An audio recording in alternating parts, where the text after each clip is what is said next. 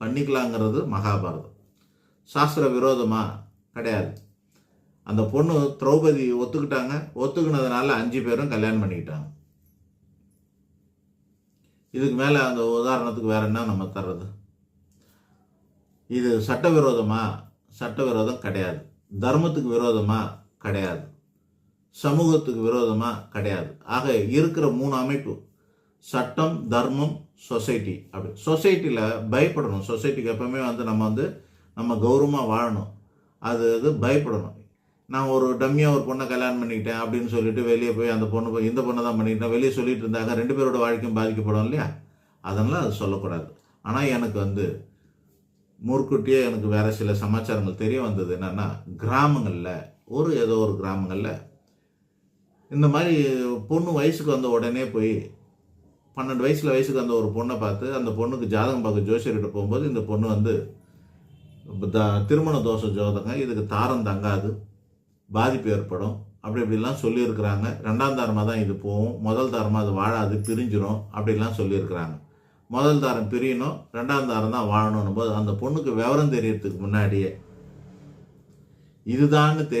அந்த பொண்ணுக்கு இதுதான்னு தெரியாமலே என்ன பண்ணியிருக்காங்க, ஒரு மாலையில் வெளியே தெரியாமல் தாலி கயிறை கட்டிட்டு,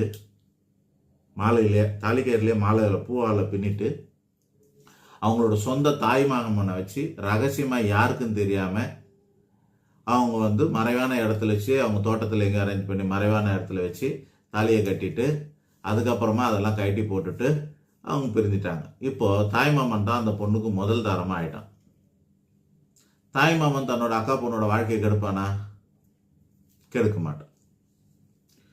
பிற்காலத்தில் பல வருஷம் பொறுத்து பெரிய பொண்ணானப்போ இது மாதிரி பண்ணி அவங்களுக்கு கல்யாணம் ஆகி அப்படி இருக்கிறதா சொல்லி நமக்கு அந்த கஸ்டமர் எனக்கு சொல்லி தெரியும். என்னோட கிளைண்ட் நம்மக்கிட்ட சொல்லதுனால தெரிய வந்தது.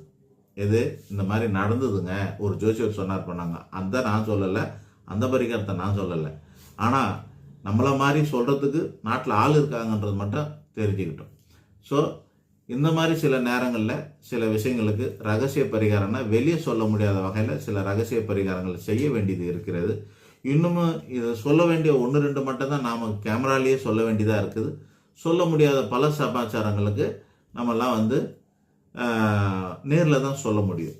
ஆக நம்மளோட வாழ்க்கையில் பல பிரச்சனைகளுக்கு இப்படியும் ஒரு வழி இருக்குதுங்கிறது மட்டும்தான் நம்ம இப்போ உங்களுக்கு தெரியப்படுத்துகிறோமோ வழியை ஊக்கப்படுத்துகிறோன்னு நினைக்கிறதோ ஏதோ இல்லை. நல்லது நடந்தால் சரி, அவ்வளோதான். பாதுகாப்பான முறையில் நல்லது பண்ணிக்கிட்டா நல்லது. நன்றி, வணக்கம்.